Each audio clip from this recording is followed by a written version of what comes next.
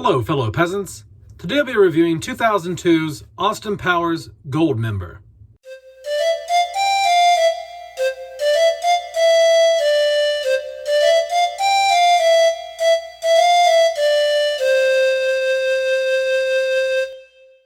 Alright guys, so this is it. I watched the third Austin Powers film, Austin Powers Goldmember. So this is the final review I'm doing for this franchise, unless they come out with a fourth one sometime. If you haven't seen my reviews for Austin Powers International Man of Mystery and Austin Powers The Spy Who Shagged Me, go check those out after you watch this video. So let's get into it here. What is Austin Powers Goldmember about? Well, it's kind of convoluted, honestly. It's like Dr. Evil kidnaps Austin Powers' dad. Dr. Evil's in cahoots with this guy named Goldmember instead of like Fat Bastard this time. And Dr. Evil's trying to take over the world again. He's holding Dr. Evil's dad hostage. And Austin Powers goes back in time, he goes back to like 1975 to meet up with Foxy Cleopatra, played by Beyonce, to help him find his dad. And yeah, it's a really convoluted plot. It's not a very straightforward plot. Not that these films need to be, not that they need to make a whole lot of sense, but I didn't really care for the storyline here, to be honest. All right, so let's get into it. What do I like? What do I not like about Austin Powers Goldmember? Well, oddly enough, the thing that made me laugh the most in this whole entire movie was when Austin Powers' dad, Nigel Powers, was talking to the henchman in the submarine lair that Dr. Evil has. He's like, look, how about we do it this way? Because like he's got two henchmen coming up to him. He's like, how about this? How about I punch you and then you wait long enough for me to hit you too, and then you both fall down.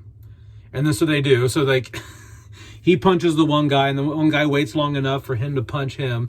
Just like they do in action movies where 10 guys for some reason take turns to punch the good guy. So anyway, and then another guy comes up with a gun. And he's like, look, you know how many henchmen I've killed? How about this? How about you just lay down and you just don't even try to do anything. Just lay down. And the guy does it. I just thought that was an hilarious scene. And if you know what I'm talking about, you know how funny that scene is. It's kind of hard to explain it. Like if you haven't seen the scene, what I'm saying probably doesn't sound that funny, but that's the most I laughed while watching this film. A lot of the jokes are repeated in here, but I do appreciate some of the set design once again. Mike Myers plays 4 characters in this. I believe he plays Austin Powers, Dr. Evil, Fat Bastard, and Goldmember. So he plays 4 characters in this film. I also really like the opening scene where Tom Cruise is playing Austin Powers and Gwyneth Paltrow is his side chick and Steven Spielberg's the director, and then it goes off into the typical opening dance sequence that all the films do. So the opening of this film is really, really good. It's really funny. But my praise for the film really kind of ends there. I remember when this film came out, I had seen the previous 2 films. I was a big fan of the first 2 films. And I remember this came out when I was like 15, 16 years old, or somewhere around in there. And yeah, about 16 years old. And I remember just being like, oh, this isn't as good as the first 2. You know what I mean? It's not a horrible film, but it's just the jokes are very recycled at this point. And if you watched my last review, I said that The Spy Who Shagged Me recycles some of the jokes from International Man of Mystery. They do the same thing here, but they don't rehash the same things and make them clever. It didn't land this time. at least The Spy Who Shagged Me, when they, rehashed the first film's jokes, they did it in a clever way. This time it's not done in a clever way. Except for the one, okay, I'll tell you, there is the one scene where it looks like Austin Powers is giving birth to Mini-Me behind the curtain, and he's falling out between his legs. I did kind of chuckle at that a bit. Because that's kind of like a rehash of when Austin Powers and Heather Graham are in the tent on the volcanic island, and they're in the tent, and and the shadows and all that stuff. But I also did not care for the fact that Austin Powers and Dr. Evil are brothers. I didn't like that at all. I mean, does it tie it up that Dr. Evil turns into a good guy and everything's, honky-dory now and everything's good? And yeah, I guess, but it just seems to me like it's just lazy writing.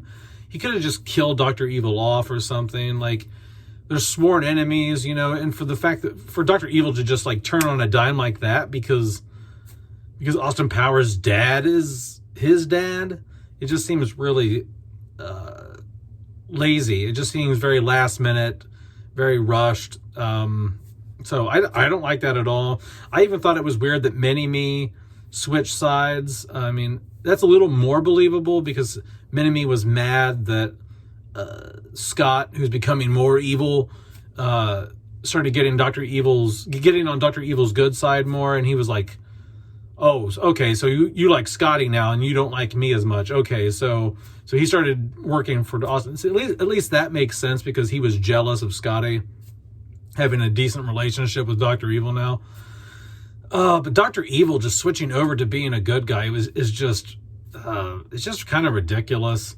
The ending of the film, it ends with them being in a theater and watching it's kind of like the film opens up being a self-parody of itself, and it ends being a self-parody of itself, because Austin Powers and Foxy Cleopatra are in a movie theater watching an Austin Powers film, based on their lives or based on whatever. So, yeah, I mean, it's definitely the worst one out of the three. I was on Reddit and seeing what other people thought about this film, and some people say this is their favorite. They say this is the best one out of the three. I don't know how the hell you can say this is the best one out of the three. If that's your opinion, that's fine. I respect that, but I really disagree. I think you're pretty fucking wrong. So, but you can have your opinion. You can have your opinion. But this was a major slide downhill from the first two films. The first two films are excellent masterpieces in comedy, fantastic. This one just felt pretty lackluster to me. So, is it the worst comedy ever? No. It just feels like they tried to make the first two films for a third time, or they tried to make the first film for a third time, and they were just scraping the bottom of the barrel for what was left in, like they just milked the cow completely dry on this one, I think. So, do I want a fourth Austin Powers?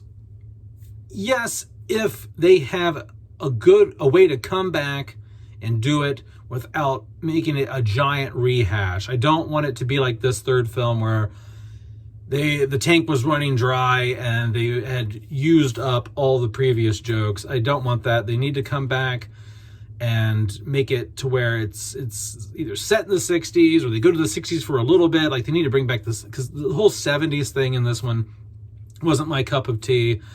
They weren't there for long, but it didn't have that 60s thing going for it like the first two did. And I get they try to do something different, but if they do a fourth film, I really want them to go back to the 60s again, and I want it to be not quite as much of a rehash of the previous films. But that's it, guys. Let me know down in the comments below what you think about Austin Powers Goldmember. Do you agree with me? Do you think it's the worst one in the trilogy?